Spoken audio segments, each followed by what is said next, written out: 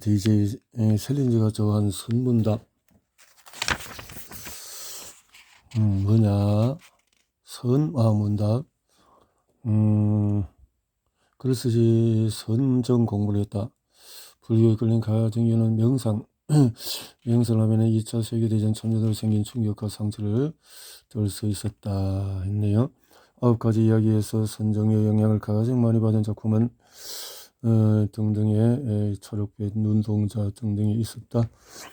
이런 책이 있네요. 프린스턴 대학교 신경과학자 유리 헬슨이 예쁜 잎과 초록빛 나의 눈동자에 호기심을 갖게 된 것도 바로 이 모호함 때문이었다.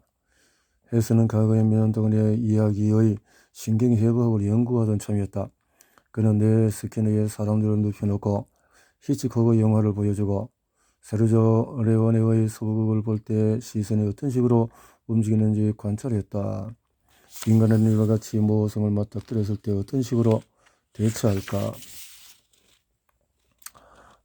어떤 사람의 눈에는 이 그림이 오리로 보인다고도 하고, 영의 이 모습이 어떤 모습일까? 또 어떤 사람의 눈에는 토끼로 보인다? 혹은 오리로 보였다가 토끼로 보일 수도 있다. 하지만 비트겐슈타인이 지적했다시피 이건 모두 부족한 하나의 해석에 불과하다. 그의 주장에 따르면 이 오리는 오리 토끼라고 해야 한다. 우리는 한 번에 하나의 이미지만을 볼 수 있지만 다른 해석의 여지를 잊지 말아야 한다. 모성은 정답을 얻는 과정에서 해결해야 하는 문제가 아니다. 모성 자체가 답이다. 해석은 피험자들의 뇌 스캐너를 살피며 텍스트 해석 과정, 해석 과정이 어떻게 전개되는지 관찰해 보기로 했다. 이런 해석이 심리학을 파헤치는 시험이 될 것이다. 예쁜 잎과 초록빛 나의 눈동자를 두 버전으로 수정한 뒤에 피험자들에게 보여주었다. 불륜 버전에서는 도입부에서 아서 곁에 누워있는 사람이 조언이라는 사실을 명시했다. 피해망상 버전에서 처음 몇 문장을 수정해서 아서가 망상증 환자인 듯한 뉘앙스를 흘렸다. 그런 다음에 이런 수정자 폼의 나머지 부분을 해석하는데 어떤 영향을 미쳤는지 관찰했다. 챌린저의 작품은 하나의 해석으로 가둘 수 없다는 데 그 매력이 있다. 그까지 오리토끼 이기를 고집하는 것이다. 오리토끼. 헬슨은 이렇게 설명한다. 챌린저의 작품을 읽다보면 대화의 맥락을 파악하기 위해서 애를 쓰게 된다. 계속 헷갈리기 때문에 계속 읽게 되기도 한다. 즉 답이 나오지 않으면 우리는 텍스트를 더 유심히 들여다보게 된다. 조은이가 리와 바람을 피우고 있나? 다시 들여다본다? 아닌가? 헬스는 더 웃신다. 모함 때문에 머리가 피곤해지지만 더욱 흥미해진다. 아무리 마음이 꼴뚝 같아도 몇 번을 다시 읽어도 하나의 해석을 확립할 수 없다. 끝이 나지 않는다. 아름다운 소네트의 어두운 진실. 평론가 윌리엄 엠프스는 1930년에 출간한 고전 7가지 유행을 모함에서 시의 호소력을 모성에 따라서 달라진다고 썼다. 그는 모함을 가리켜서 완전한 오독 없이 새로운 관점을 유도할 수 있는 원동력이라고 정의했다. 여기까지 빤하다. 소네트의 저성은 말로 다 표현할 수 없을 만큼 사랑스럽다.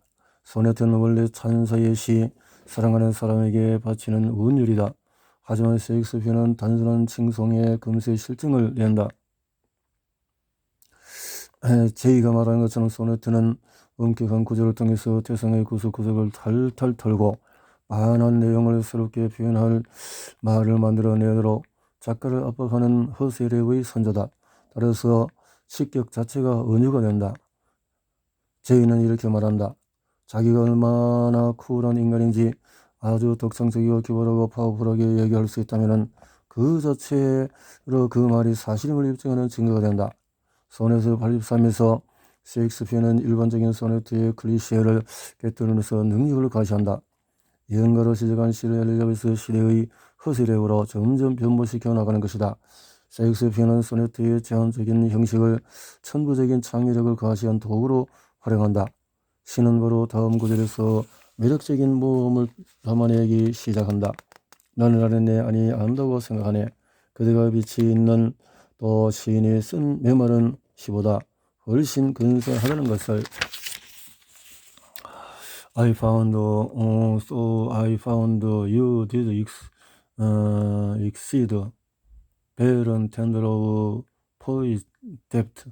여기서 셰익스피어는 의미가 여러 개인 단어를 배치해서 언어에 내재된 모성을 활용한다.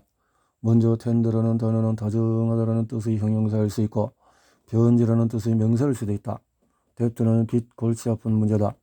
셰익스피어의 교묘한 전략 덕분에 우리는 이 빚을 시인이 갚아야 할 것으로 읽을 수도 있고 혹은 받아들여야 할 것으로 읽을 수도 있다.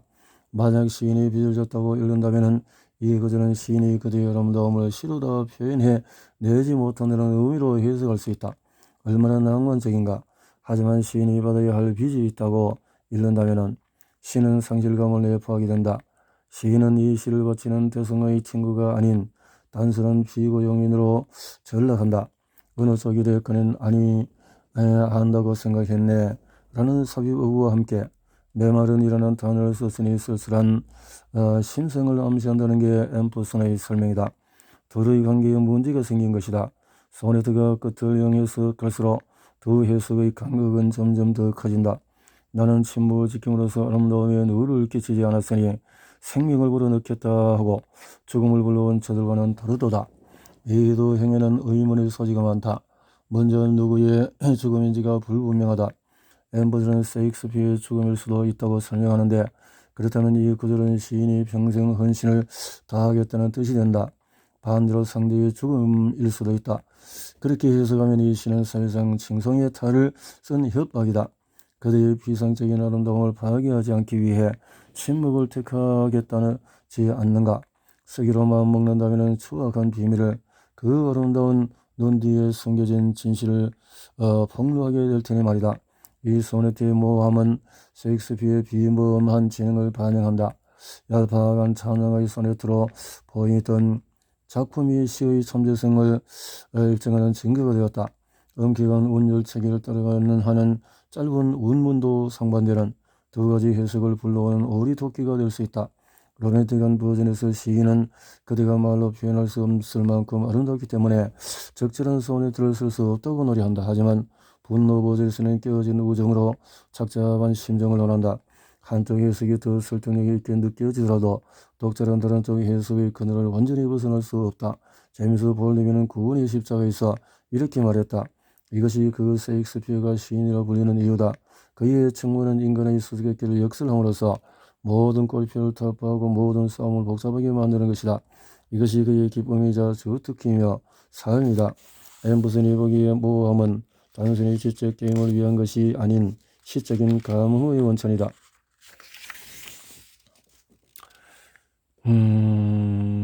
일맥상통. 이번 연구로 밝혀진 놀라운 사실이 하나 더 있다. 시를 더 잘 읽으면 읽을수록 전율의 강도도 더 강해진다는 것이다. 익숙함은 대개 적응으로 이어지고 그에 따른 자극은 점점 더 약해지기 마련이지만 훌륭한 시는 이런 덫에 걸리지 않는다. 독자는 읽으면 읽을수록 오히려 더 예민하고 예리하게 반응하게 되는데 이유가 무엇일까? 하나의 가설을 제시하자면 운문의 수수께끼 같은 본질이 읽을수록 증폭된다는 것이다. 처음 파울 첼란의 시편을 보면은 해석 가능하다고 생각할지 모른다. 쉬운 단어로 쓰인 이 시는 명확함과 모호함의 경계에서 줄다리기를 한다. 하지만 다시 읽어보면은 아무것도 아닌 것이던 우리, 그시, 우리, 그실, 우리 꽃으로 표현할 것이다. 셰익스피어의 소네트처럼 이 작품 역시 오리 토끼라는 것을 알 수가 있다. 정답은 하나가 아니다.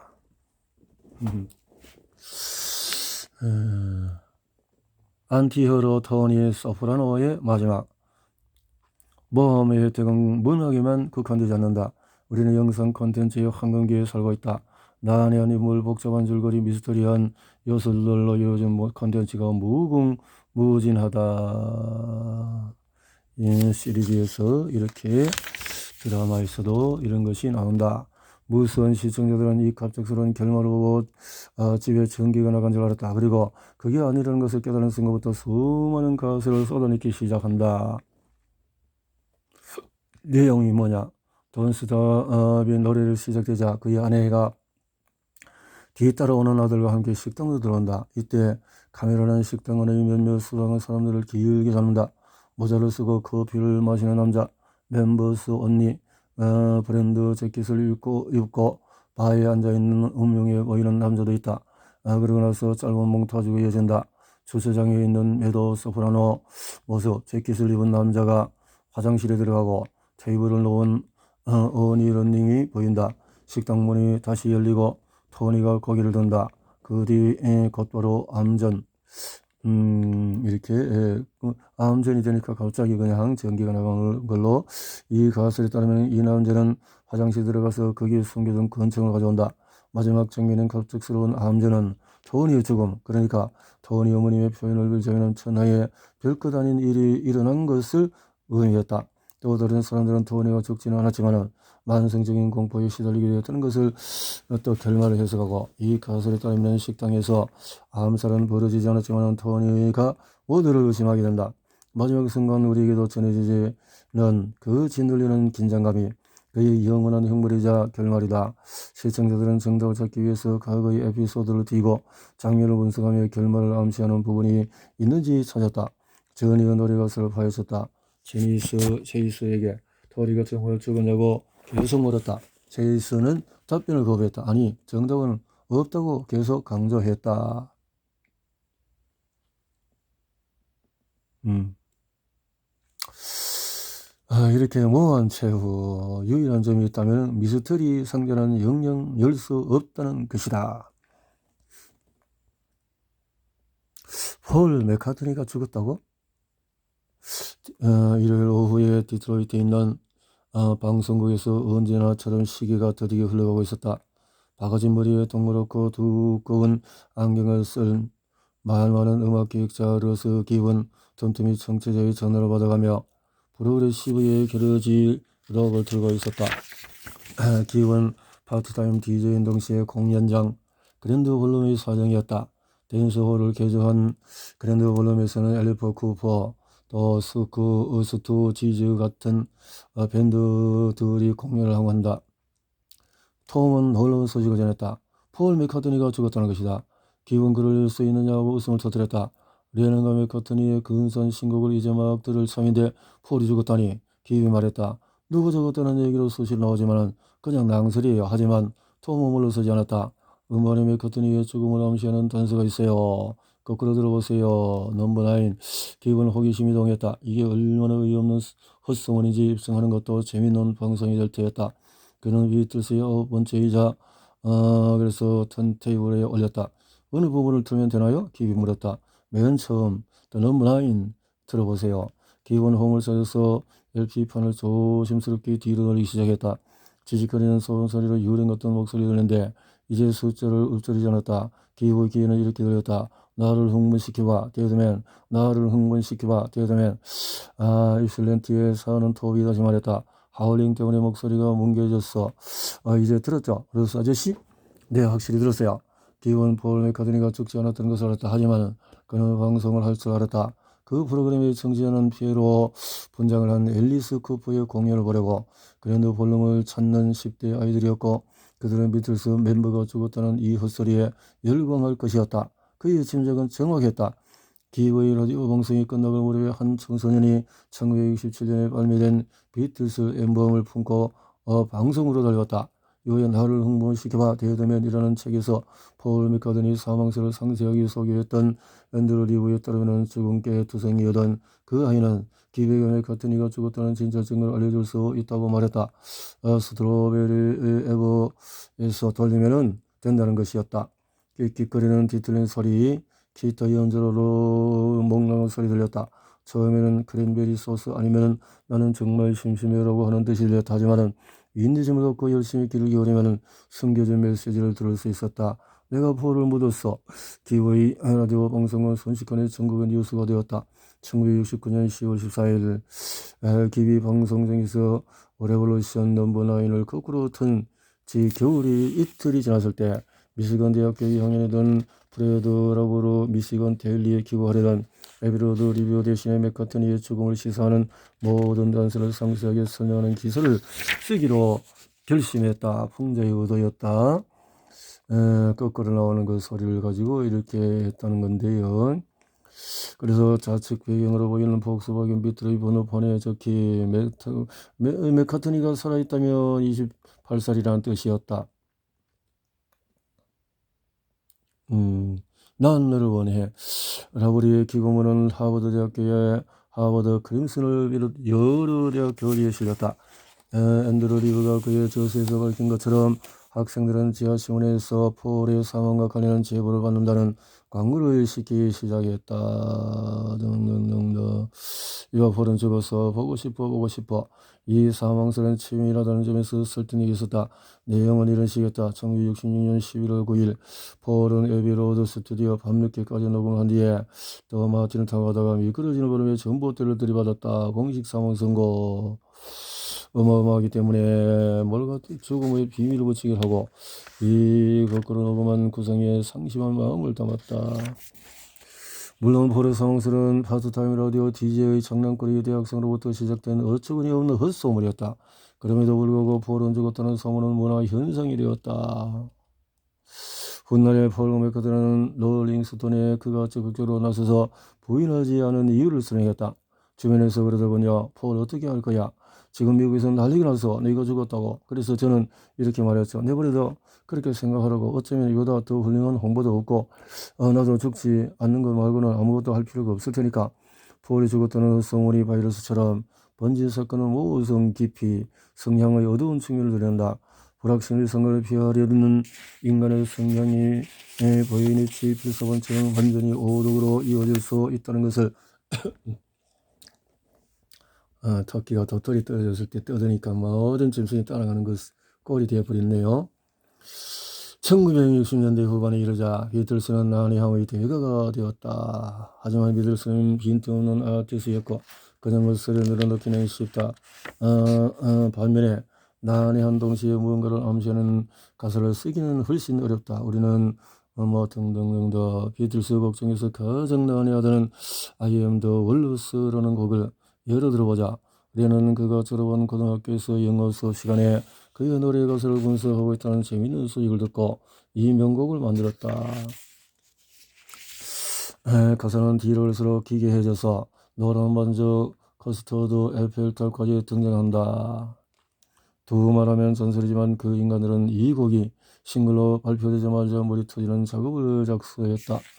이쯤에서 분명히 짚고 넘어가자면은 이 노래는 셰익스피어의 소네트나 셀린드의 단편처럼 배일 듯이 예리하게 모호하지 않다. 그보다는 엉망진창이고 자유롭다. 가수의 암시는 지도가 아닌 일종의 분위기로 기능한다. 이 노래의 모험을 설명해달라는 요청을 받았을 때 리에너는 딱 잘라 말했다. 나는 에이그맨 가사요? 리에너는 모든 것들의 숨은 의미를 찾으려 하는 천정을 향해 때로는 냉소적인 반응을 보였다. 다 알 필요 없다는 거죠. 물론 이는 좋은 리에너의 과장 섞인 냉소였다.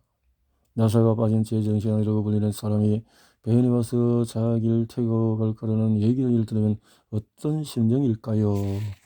이는 평범함을 넘어서는 신의 한 수였다. 비틀스. 이 독창적인 접근은 눈부신 성과를 거두었다. 무슨 말인지 모르는 것들이 그렇게 폴 맥카트니 사망설은 지나치게 과열등을 하는 매스미디어 사람들의 모성, 깊이 성향 간의 관계를 경고하는 사건으로 지금도 거론이 된다. 예술은 거울이다.